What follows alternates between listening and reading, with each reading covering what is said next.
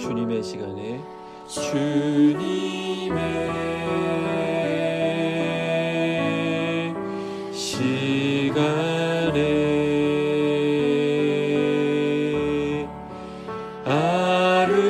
아름답게 모든 것 변하리. 주님 나의 갈 길을 인도하여 주시니 주의 뜻을 따라서 살리라. 주님의 시간에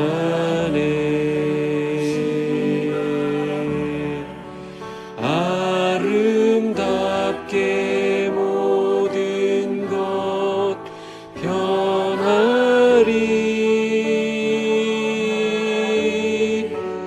나의 정성 다하여 주를 찬송하오니 주의 뜻을 이루어 주소서.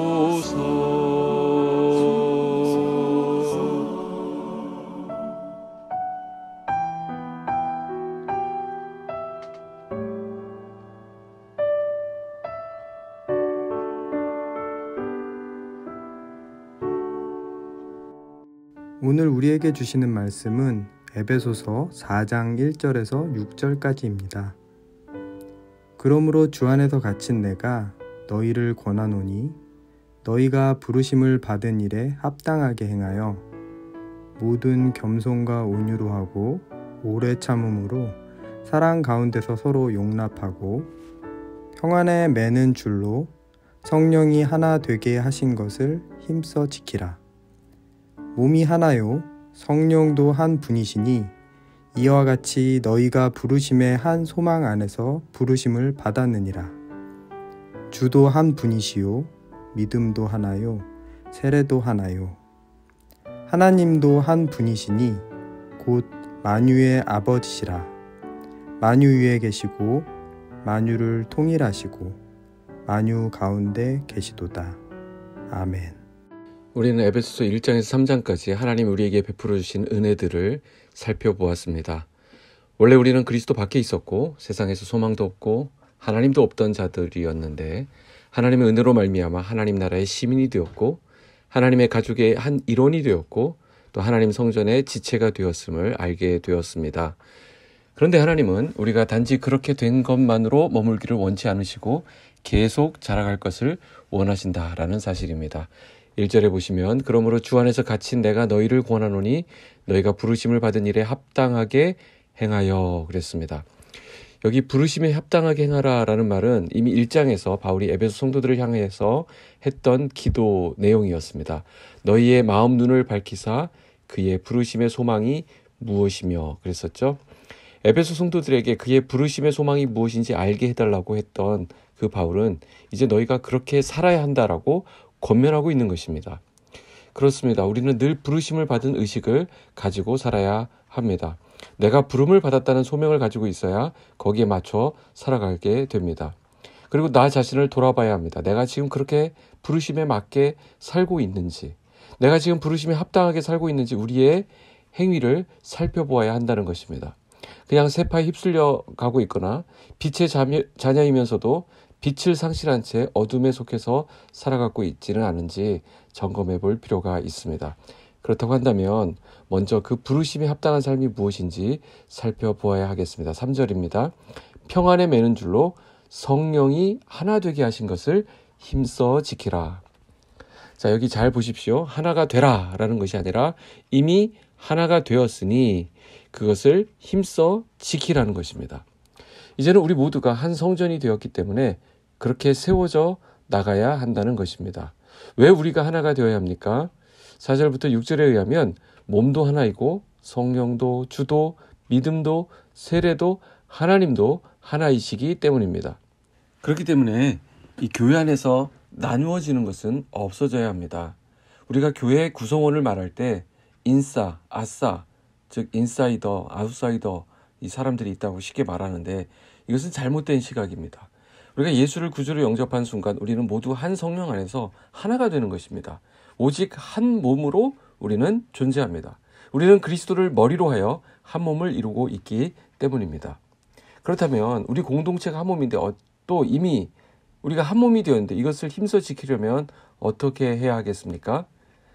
여기 4가지 덕목이 요구되고 있습니다. 2절입니다. 모든 겸손과 온유로 하고 오래 참음으로 사랑 가운데서 서로 용납하고. 자, 4가지가 무엇입니까? 첫째, 겸손입니다. 이것은 남을 나보다 높게 여기는 것입니다. 즉, 지체들을 인정하고 존경하는 가운데 내가 가지고 있는 것에 대해 내세우지 않는 것을 말합니다. 우리 모두를 동일한 믿음을 가진 한 지체로서 서로가 서로를 보는 것입니다. 2번째가 무엇입니까? 온유입니다. 온유가 공동체 안에서 어떻게 하나됨을 위해서 작용을 합니까? 자기의 권리를 주장하지 않음으로써 가능해집니다. 자기 주장을 하지 않는 것입니다. 자기의 것들을 챙기지 않는 것이 바로 온유를 실천하는 방법이 됩니다. 여기서 이 2가지 미리 말했던 겸손과 온유는 내가 먼저 행동하는 것입니다. 내가 먼저 자원함으로 행동하는 것이 바로 겸손과 온유입니다. 그런데 이렇게 했음에도 불구하고 내가 먼저 실천했음에도 불구하고 내가 100번을 양보하고 손해를 보았어도 여전히 나에게 아픔을 주고 나를 이해해 주지 못하는 사람들이 있습니다. 참 이상하죠? 그런데 이런 일들이 종종 있습니다. 그럴 때 어떻게 해야 하겠습니까? 그래서 3번째가 나오는 것입니다. 오래 참는 것입니다. 남들이 실수하고 잘못하고 나에게 피해를 끼친 것을 보고서 안갚음을 하지 않는 것을 말합니다. 사람들은 열악한 그 환경 앞에서는 잘 참습니다. 그러나 사람들에 대해서는 참지 못하고 굉장히 민감해하는 것을 보게 됩니다. 조금만 더 양보하고 조금만 더 참으면 될 것인데 그게 참 잘 안 되는 것을 보게 됩니다. 아니죠. 그래도 참아야 합니다. 그것도 오래 참아야 합니다. 그래서 이것을 위해서 우리가 기도해야 되는 것입니다. 그래서 4번째는 오래 참는 것으로 끝나서는 안 되고 그 다음에 뭡니까? 하나 되기 위해서는 더 나아가야 한다는 것이죠. 오래 참는 것은 오히려 소극적인 태도이고요. 오히려 적극적으로 나가야 하는데 어떻게 해요? 사랑 가운데서 서로 용납하는 것입니다. 한 몸 의식을 가지고 살라는 것이죠. 하나됨이 그만큼 어렵습니다. 그러나 그만큼 또 중요하다는 말도 되는 것입니다. 그리고 그 하나됨이 저절로 오는 것이 결코 아니라는 것도 알게 됩니다. 애써야 하고요. 힘써야 하고요. 참아내야 하고요. 또 참아내야 합니다. 그리고 용납해야 비로소 우리가 하나 될 수 있다는 것입니다. 여러분, 진리는 공허한 이론이 아닙니다. 오히려 진리는 가장 실제적인 삶의 언어이어야 합니다.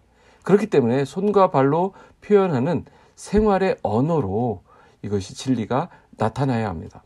바울은 그래서 이 한 몸을 지키기 위해 2가지를 제안하고 있습니다. 하나는 평안에 매는 줄로 묶으라는 것입니다.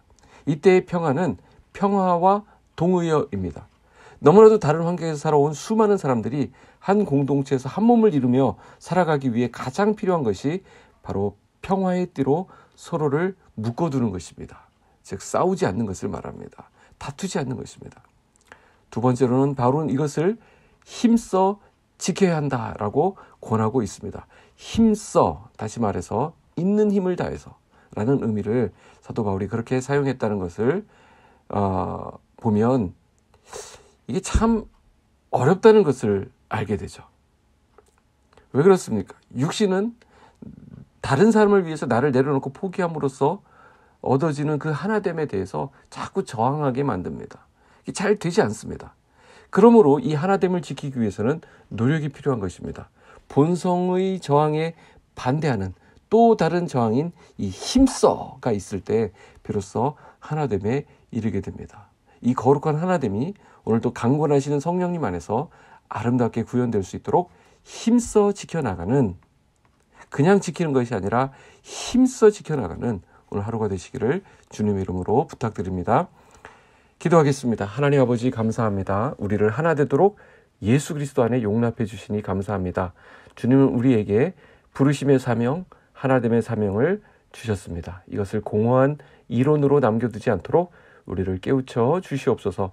우리 안에 서로를 향한 시기, 질투, 미움이 사라지게 하시고 진리 안에서 사랑할 수 있도록 평안의 줄로 메어 주시옵소서. 이를 위해 함께 부르신 사람들을 겸손과 온유로 대하게 하시고 오래 참음으로 사랑 가운데서 서로 용납하게 하여 주시옵소서. 그리하여 성령님께서 하나 되게 하신 것을 힘써 지켜 행하는 한 믿음의 사람, 한 믿음의 공동체가 되게 하여 주시옵소서. 오늘 이 하루의 삶 속에서도 우리에게 만나게 하실 사람들이 있습니다. 함께 부딪히며 살아가는 가족과 동료, 이웃들이 있습니다. 그 가운데서도 우리 사랑하는 성도들이 피스메이커로 쓰임받게 하시고 이 하나됨을 온전히 구현해낼 수 있도록 우리를 붙들어 주시옵소서. 우리의 이 작은 가슴 안에 한 영혼 한 영혼을 품어낼 수 있는 그 은혜를 허락해 주셔서 내 품 안에 누군가가 품어지고 새롭게 태어나는 그 기쁨과 감격을 맛보는 오늘 하루가 되게 하여 주시옵소서. 예수님의 이름으로 기도하옵나이다. 아멘.